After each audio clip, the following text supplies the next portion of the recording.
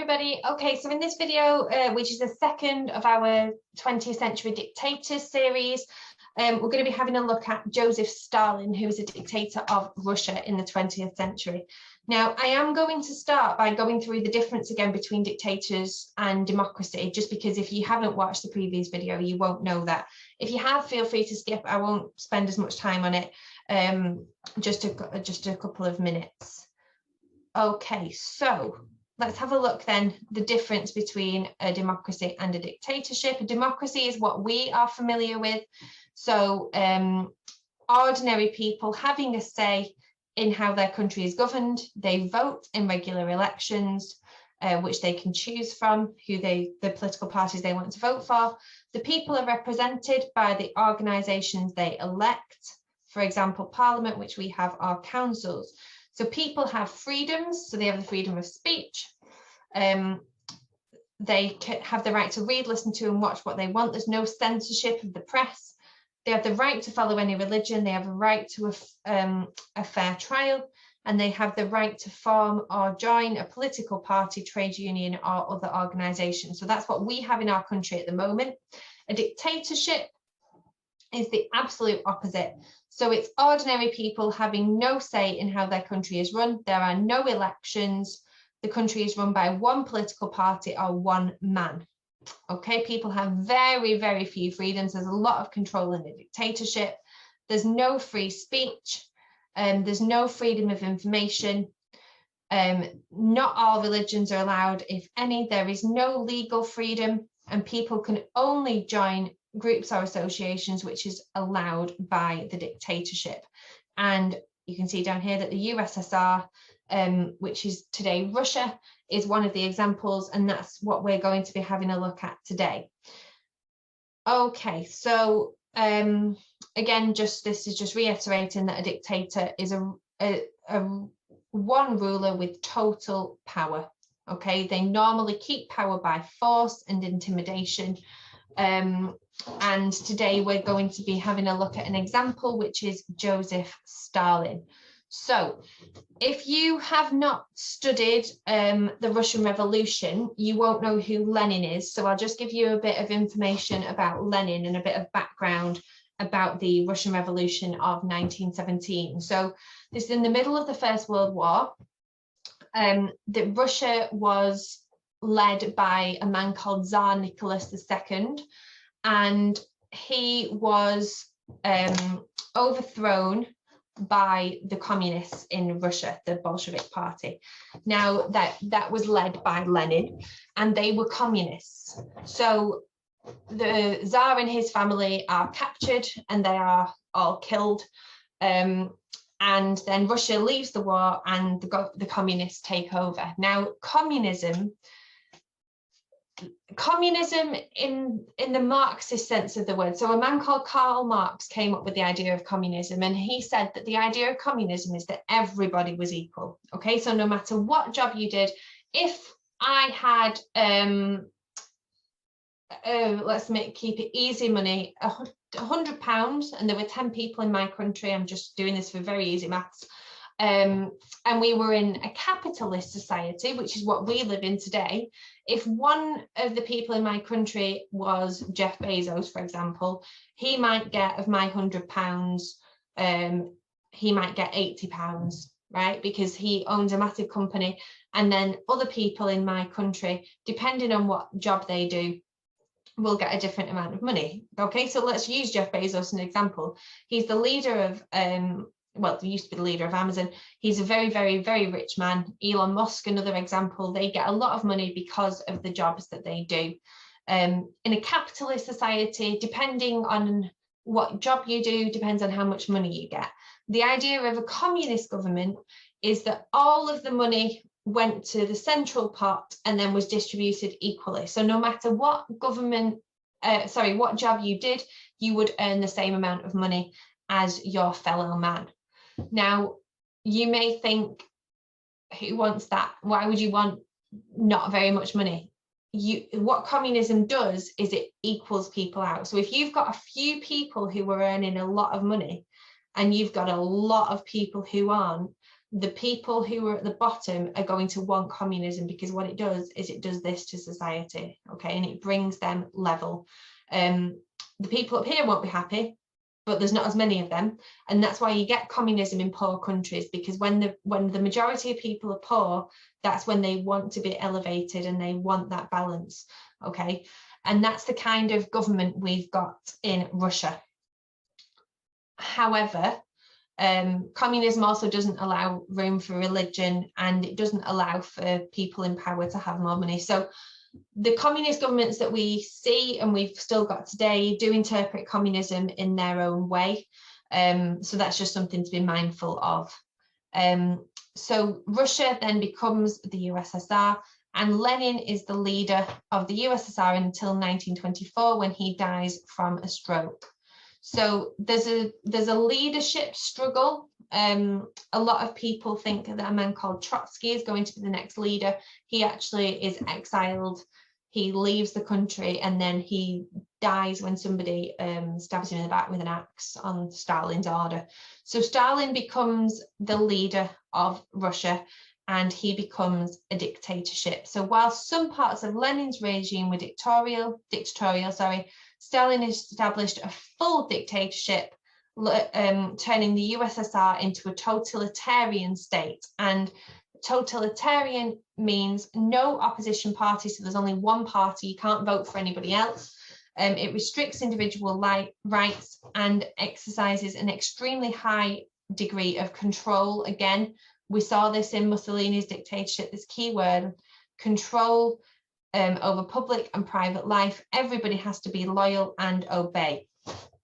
And if you didn't be loyal and obey, you would have been arrested in communist Russia and sent to a gulag, which was kind of like the equivalent of Nazi work camps, or exiled to Siberia.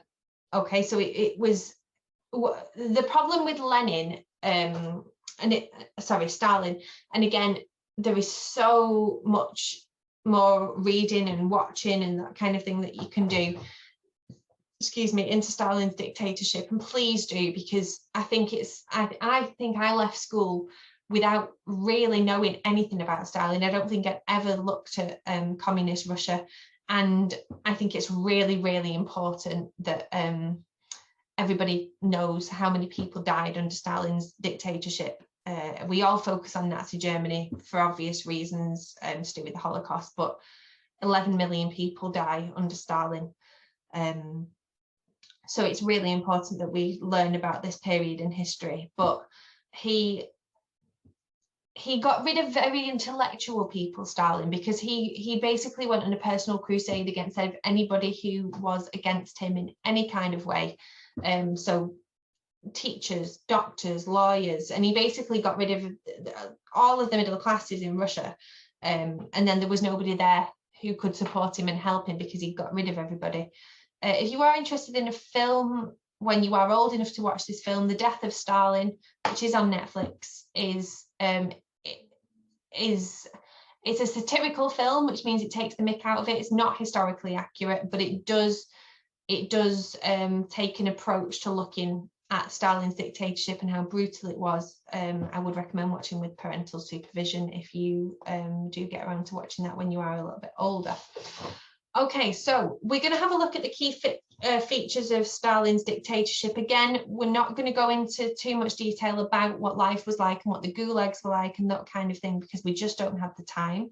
So we're just going to have a look at what he did as a dictator to run the country. So collectivization. So remember, because this is communism, it's all about feeding everybody and everybody working for themselves and everybody else, okay? So he provides food supply for workers in factories. He wants to earn money for industrialization and reduce the numbers of workers needed on farms. So this is in the 1930s, and this is basically the start of the Russian Industrial Revolution. Okay, now our Industrial Revolution had started hundreds of years before, but Russia starts to industrialize under Stalin in the 1930s. So they're really, really far behind everybody else. And he doesn't like that, because if they're behind industrially, it means that they're behind in other ways as well. And they need to be technologically as good as everybody else if they've got a chance in wars, and etc. So farm machinery allows peasants to move to factories to work, and that's how they're going to industrialize, start making steel, start making more weapons and that kind of thing. So he gets rid of the kulaks, so this class that we were talking about, and anybody else who opposes him, and it puts an end to private ownership, because under communist rule, all land, everything is owned by the government, everything is owned centrally, and people basically just live there. So I'm not going to go through too much more of that. So he wants to industrialize. So he wants to produce steel, iron, and coal. He wants to move industries eastwards away from a possible invasion from the west. So he wants to make sure that if they are invaded, they're not going to get these key places. So increase his support among industrial workers. The successes we can see: 1928, the numbers on the left; 1937, the numbers on the right. They obviously increased massively. However, the goods were poor quality. Uneducated peasants couldn't operate farm machinery, because if you give people machines to run, obviously they need to understand how to work them. If you haven't educated them, they can't do that. So he's not treating these people as people, he's literally just treating them as workers. So they lived in extreme hardship, and there was a shortage of housing. So maybe obviously he's focusing on the wrong place. So to keep his power, he uses propaganda, like we talked about with Mussolini. So he's got posters, radios, artworks. He's got newspapers, we've got different poems, we've got youth groups, which we'll talk about more when we look at Hitler. Again, more children learned to read and write. School became compulsory. Every child was given free education, although that education would have been dictated, as in very much controlled on what they learned, and it would have been all very much pro-Stalin. Okay, so terror, massive way that Mussolini manages to, Stalin manages to keep power. So the Purges, which is where he gets rid of people who don't support him, he goes around and arrests them and has them killed. Millions are sent to labor camps, the gulags. So top communists, so anybody who might be a rival to him. Military, I mentioned this man Trotsky before, who was Stalin's rival. So if they were loyal to Trotsky, he got rid of them. Intellectuals, he didn't want different ideas. So teachers, lawyers, those kinds of people, I said. And basically anybody who opposed him. And he did show trials where he put on a massive show of people being put on trial and then executed. And people were forcibly made to confess crimes of treason and murder. So women were encouraged to work. They were given healthcare and paid holidays.